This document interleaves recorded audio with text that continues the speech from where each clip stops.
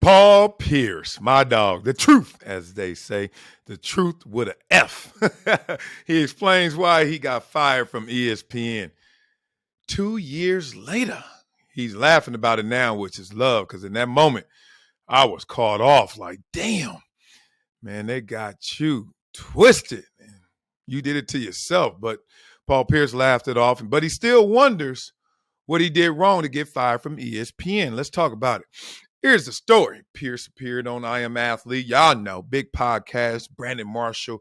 I see D-Jax on there, Shady, all that love, right? And he discussed the situation, why he got fired from the worldwide leader in sports and entertainment after a video on Instagram was posted of him playing poker surrounded by exotic dancers, naked balleters, and smoking on some weed every day, a little marijuana. He said, quote, "I got fired for what?" Pierce asked. "I got fired for having some entertainment. I'm playing cards. It's my boy's birthday. It's girls dancing. We're blowing some tree." What did I do wrong? Oh, I love these California laws. Got these cats out there saying, what did I do wrong?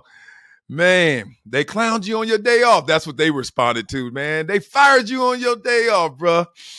On your day off, you got fired. That was hilarious. Brandon Marshall laughed and said, it looked like an orgy, though. He said, I can't believe I'm doing this story, man. It's just hilarious now. But Pierce said that they were just playing cards. Okay. All right. Then they start clowning them, too, talking about, man, you out there doing the John Morant. You know what happened with him posting himself getting in trouble.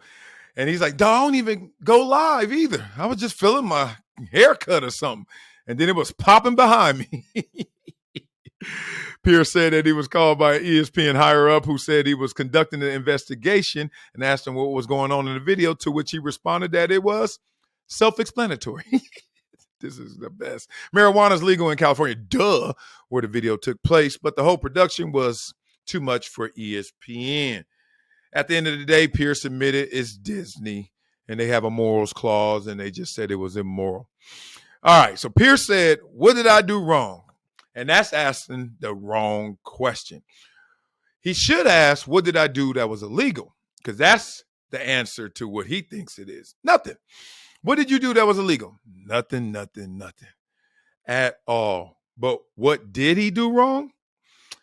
It's the way, and there's a certain way, we know it. I used to work there, that you got to represent, especially Disney, right? So there's a way you also got to represent your brand, represent Paul Pierce.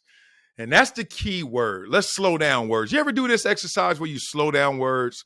Like you just break them down to syllables and then you properly enunciate and pronounce them. And then you're like, yo, words really got meaning in them beyond the definition. Like the word itself is represent, not represent, but it is represent, right?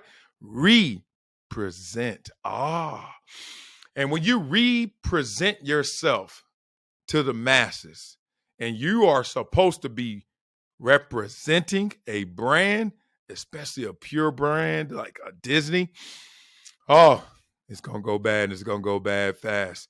We all know who he is. Like his representation was, that's Paul Pierce, the truth on a basketball court. Obviously, he's had some off-the-court incidents before. Remember, he got stabbed, etc. And look, we knew more of him because of social media. But when he raised his hand to be in front of the public, it was to represent being a basketball player. When he raised his hand to go to ESPN, it was to represent as a basketball analyst. But when you represent a different version of you, it better be above board. It's funny because I worked at Disney, worked at ESPN, worked at Fox, and Fox is looser than Disney. Not to say you get away with stuff at Fox, but it is a looser environment than Disney. Now, Disney ESPN LA is even looser than Disney ESPN Bristol, which is New York now as well. But the loosest one was that LA joint. And that's where people, oh my God, got caught up. You know what it is? It's subjective performances are always going to be subjected to perception. And being a basketball analyst is not the same as being a basketball player. Y'all know that. Why? Because there's an objective measure when you own that court. You can say whatever you want about Paul Pierce, the person, but we got something to at least counter it with in terms of some objective measures, his performances. When you get in trouble when you're in a subjective experience, like working for a brand, speaking for a living, just talking, oh, that's going to be some subjective analysis. So what is there to counter it with? Well, you can try, and this is hard to do, but they can try and justify his experience based on what he does in the numbers for the ratings. So when Paul Pierce is on, we get this kind of bump. When Paul Pierce is there, we get this kind of bump. But when Paul Pierce is not there, the show still goes on, and that's the problem. He just basically lost out because he didn't have his own show. If he had his own show on ESPN, number one show like that, trust me, their investigation would have led to a different result. But when that guy is just an analyst, that guy is just showing up, and he's just doing spot work. He's part of the car wash, whatever it is, and you're not just objectively countering what you're doing in that spot duty. It's pretty tough sledding, man. I just remember when I saw it, I was like, damn, he all in. And he letting it all out. I was like, whoa, PP must have hit the wrong button. And, of course, he did. He shouldn't have let that out. But I'm just glad that he's laughing at it now because there was no laughing matter. And, obviously, he's going to land on his feet. He already has, but he has his job at Showtime. And he's just Paul Pierce, dog. He's just the truth. He's always going to have a brand. He's always going to represent basketball in a way that we're going to be interested in. He's captivating. All of that said. But, boy, what a way to go out to lose your job. And I don't think that Disney was in the wrong because they got a lot more people they got to respect than just one individual. It's one of those situations, right? You can't fire the team, as they say. You know, when we play ball, coach be like, I can't fire the team, so I'm going to pick some of y'all if you mess up.